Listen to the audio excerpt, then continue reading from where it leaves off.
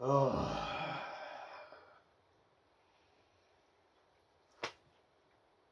I went traipsing through the rain to go and watch this film. Wasn't bloody worth it. Bye. Don't have to pass me by.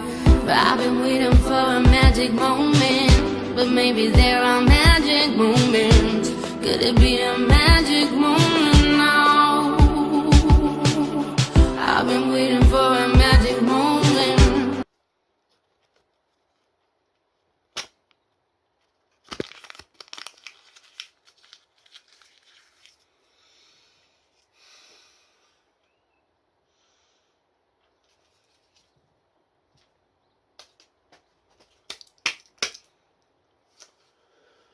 Oh, for fuck's sake. Hello everybody, and welcome to my review of Space Opera, the motionless picture. Otherwise known as A Wrinkle in Time. Sorry, yeah. Right. I went to see this film today because it was a cheap day at the cinema near where I live. The tickets are a bit cheaper on a Tuesday, and I had the day off work, so I thought, fuck it. Right, A Wrinkle in Time. The basic story is that it centers around this young girl named Meg. Her father, well, her parents actually, both of them are sort of scientists. And her father wants to basically reach to the far ends of the universe, and he ends up getting trapped in this magical, weird world which is on the other side of the universe. And it basically involves Meg, her little brother, and their friend Calvin going to find him and rescuing him from the Dark Island. And that's pretty much A Wrinkle in Time. Okay, A Wrinkle in Time. The reason I wanted to go and see this film was because I quite like the director, Ava DuVernay. This is the first sort of big budget movie that she's done. I've only seen one other film of hers, which is Selma. The film is amazing. It is a great movie. It's about Martin Luther King and the events that transpired within the small town known as Selma, to which he was most heavily involved. I will review the film one day. I must review it. And I did actually do a lot of research on her when I was in college. I did a director's portfolio on her. So I know a little bit about Ava DuVernay. Originally, she worked in distribution in the film industry and in story departments, but she's obviously worked her way up as a director. And I was very curious to see how she would handle a big budget movie on this scale. This is the first kind of big thing she's done, really. It was either going to make or break her, really, and rather unfortunately, it looks like it's going to break her. I honestly am shocked. I'm blown away in the worst possible way. How the fuck did this film turn out the way it was with Ava DuVernay? I'm sorry, but A Wrinkle in Time is terrible. It's a terrible film. I couldn't believe it. Then again, I had an inkling that it wasn't going to be great because the reviews weren't particularly great, but I thought, well, I'll give it a chance. I'm so disappointed in this film. I know this movie's made for kids, but I don't even think kids are going to like it. Look, it's basically a mess, so let's just start where it starts. I mean, the story, while the essential premise is fine, it's obviously a young girl going in search for her dad. That's, that part of the story is nice, and at least Ava DuVernay tries to incorporate some kind of emotion into that premise, even though it is a cliche. It's so bad. I mean, I am honestly stunned, and sorry about the noise outside. It's raining where I am. This is such a mess of a movie. How could something so simple end up this fucking atrocious? I mean, my goodness me. you think there would at least be something here. I mean, you know, let's you know, carry on talking about the cast. The acting is mostly crap, which is a shame. I mean, mostly these this cast consists of child actors. Storm Reid as Meg. She's so rubbish. I mean, well, she's not awful, but she's just not great. I mean, she fails to really become a definitive character. There's nothing about her that really is unique, because everything that she does, we've all seen before. It's such a cliche. She's the outcast. People bully her. She's depressed. She's going through a rough time, and then she has to go on a quest to prove herself, and then whoop-de-doo, everybody loves her again. For fuck's sake!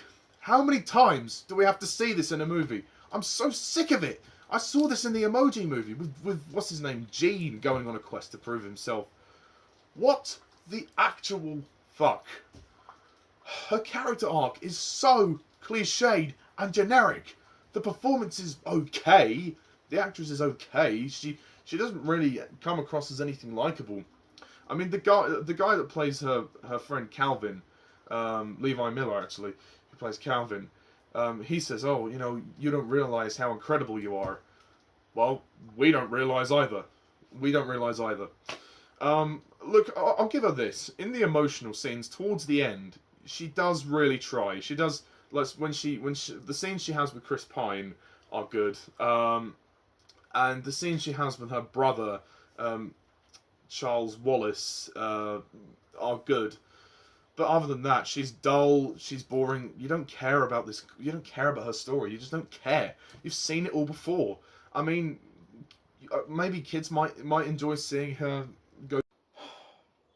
Sorry about that. Rather annoyingly, I was cut off halfway through, and I carried on talking without realising that my camera had turned off. So now I'm even more angry. As I was saying, maybe kids might enjoy seeing Meg go through this, but I doubt very much they will. As I previously alluded to in the opening, Oprah Winfrey is in this film. Actually, there's quite a few. There's like these three witches in the movie. They just come in. They don't do fuck all, but they come in to basically explain the plot. They're the exposition tools. Oprah Winfrey, Reese Witherspoon, and Mindy Kaling. They play. Oprah Winfrey is Mrs. Witch.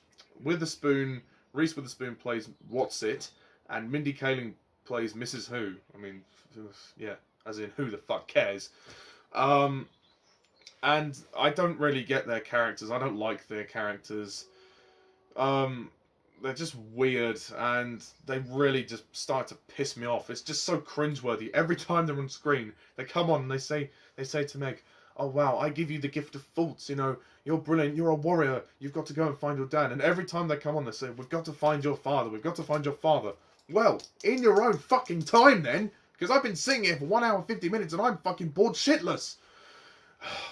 Moving on. Levi Miller as Calvin.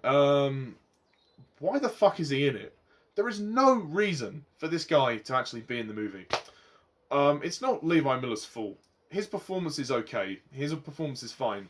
But the character is pointless.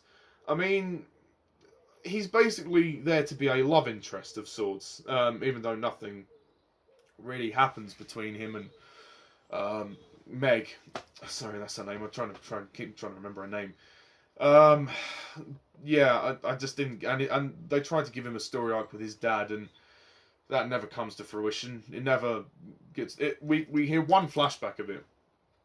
How his dad is like complaining about him not getting high enough grades. It just comes out of nowhere, and then at the end of the movie, it's not resolved. I mean, he says, "Oh, there's a few things I've got to go and say to my dad." Then he goes off. We never see him again. Oh, right. Yeah, he just leaves the house. Okay, fine. Go. Be gone. We have a couple of cameo roles in Zach Galifianakis and Michael Peña. They're both interestingly weird. Zach Galifianakis' character, Happy Medium, I don't really get the scene that they're in, to be honest. When they're standing on the things, and they're trying to teleport from there to the Dark Island, and then they're having all these visions going on, and a happy medium is explaining something. The whole thing is really confusing. The exposition of this film makes no sense. The whole world that they're in makes no sense. It's confusing as fuck. I don't get it. And Michael Peña's character, Reid, he's not all he seems to be. Yeah, that's all I'll say about that. However, the only two good members of the cast for me, although Levi Miller, I'll give him the pass. The other two good members of the cast would have to be Chris Pine as the dad and Gugu Mbatha-Raw as the mum. They're good. I mean, they're pretty serviceable for the parts they have. I mean, they only appear at the beginning and the end. But what they have is fine. The problem as well is that this film is so fucking predictable. It is cliche, it is generic, it is predictable. You know where the stories are going to go. Spoiler alert, you know that they're going to find her dad. You know that they're all going to go back. It's all going to be a happy ending.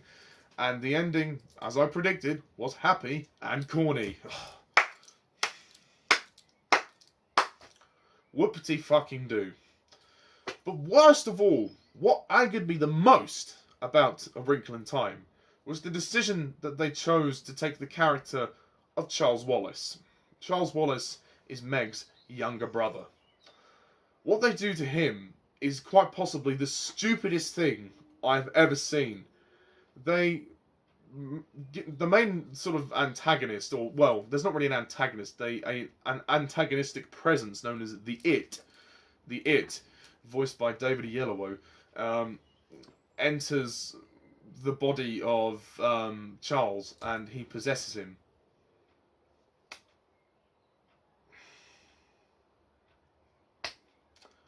What the actual fuck?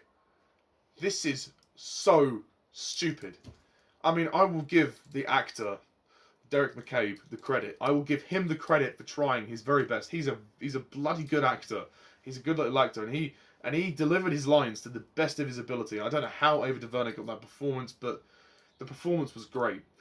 But I just cannot take this seriously. The climax is him like torturing Meg, and then, spoiler alert, the whole reason as to how it ends, the thing that makes this story end is Meg saying all she has to do is apparently use her faults to say that she loves her brother.